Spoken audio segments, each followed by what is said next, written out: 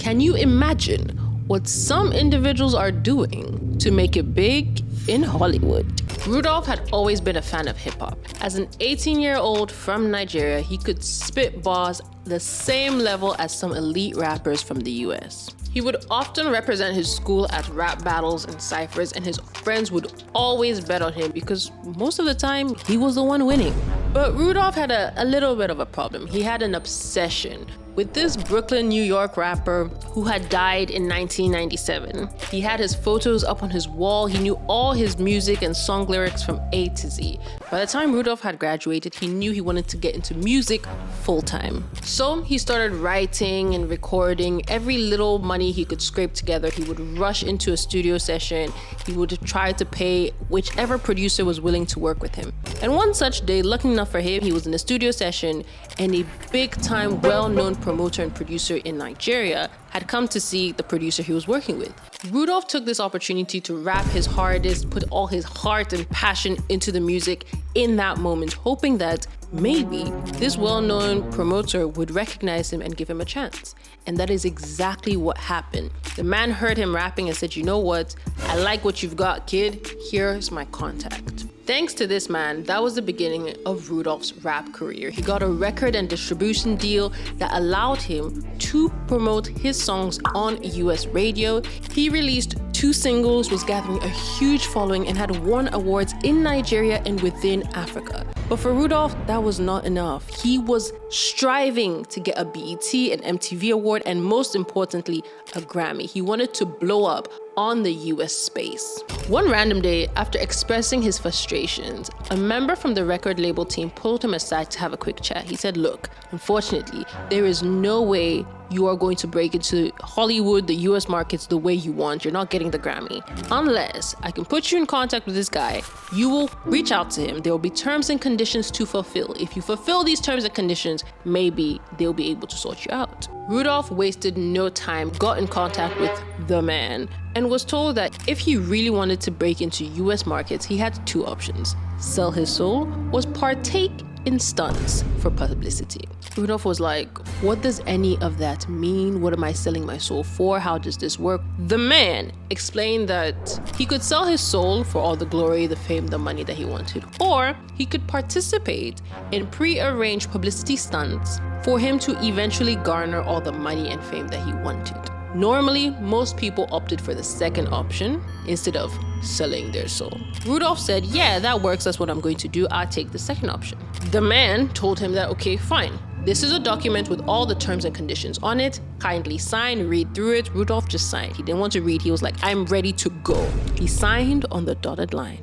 That evening, knowing that his life was about to change completely, just before bed, Rudolph prayed to God and fell asleep. As he fell asleep and dreamed, he had the strangest dream ever. In the dream, he descended into a dark place. Jesus was at his right. He grabbed his hand and said, "Do not be afraid. I am with you. I have something very important to show you." And onward they continued to a darker and darker place filled with screams and wails. And that's when Rudolph realized he was in hell. Everywhere he looked, people were screaming and shouting and being tortured. Finally, they stopped in front of a cage where Jesus told him, "Look inside and see."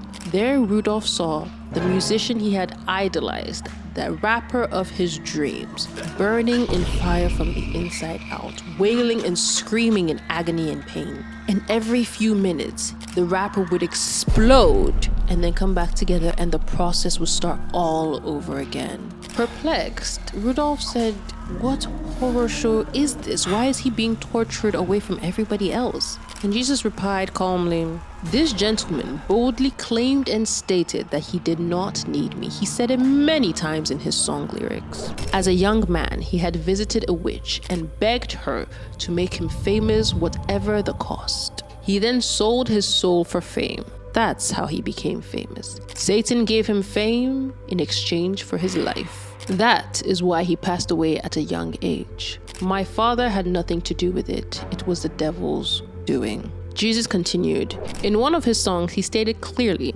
F Jehovah, and I didn't want to go to heaven anyway. He then went on to say, F Mary, and I never knew her, and I would screw her and dump her body in a sewer. This young man has never held back from insulting me. Rudolph watched on as his favorite rapper was being tortured by 15-foot demons. Jesus then turned to him and said, make sure you do not end up here. The path that you are currently on, like many of the Hollywood stars and starlets, will end you here. Jesus then placed a pendant in Rudolph's hand and said, here, take this. Every time you look at it, you will remember this day. In that moment, Rudolph woke up with a start. Shocked and confused, he realized that it had been a dream, a vision. But when he looked in his hand, he realized the pendant was still with him. Immediately, he got to his knees and prayed for forgiveness, for repentance, and said he would abandon his rap career in that moment and turn to Christ only. But it wasn't going to be that easy. Rudolph immediately called his manager and explained the whole situation to him and said, look, my guy, this is not gonna work for me anymore. I don't want to be rapping. I want to get out of this deal. Please take me out. The manager listened to him and said, look, it is not that simple and straightforward. To be honest, I would advise that you continue in your rap career and that you do not inform of anyone that you've become a Christian. Rudolph said, why? It's not my fault. I want to quit. I want to leave. His manager told him, clearly you have no clue the document and agreement you signed. So let me walk you through it. The document you signed has very clear statements. Number one, you are not to mention Jesus or Christ or Christianity in any way, shape, or form on any platform at any given time, as long as you are bound by this contract. Number two, each and every lyric you write is to be sent to the transporter. He is a person that will add certain words and phrases into your music to ensure that it is liked and loved and played everywhere. Unfortunately, the transporter is in no way a godly person. If the transporter was to find out that you are a Christian or man of God, that would not end well. And number three, the Grammy you so wanted required you to have an encounter with a public figure. Now, this public figure is known to be. Not only that, but you would be required to partake in a humiliation ritual with said public figure to even gain access to a Grammy nomination. So all this that you're telling me about Christ has changed your life, you're contractually bound to this document. Rudolph understood that he was absolutely screwed, that nothing could take him out, but he still asked. He said, look, okay, if I want to get out of this sticky situation that I'm now in, how do I do it? His manager said, the only other option you have is to buy out your contract. And for that, you need $3 million. In that moment, Rudolph stopped envying all his fellow Nigerian musicians and celebrities because he had no idea what they really did to break out on the Hollywood scene, what they really had done to acquire all their fame, money, and power. He was now faced with a sticky situation. Where in the good Lord's name is he going to come up with $3 million to get out of this binding contract? He looked at his pendant and prayed. Now that's an entangled web. And that's all I've got for you guys today. Don't forget to like, comment, share, subscribe. Follow us on all our social media platforms at EntangledWebStories. We post every single Saturday, and I'll catch you in the next one.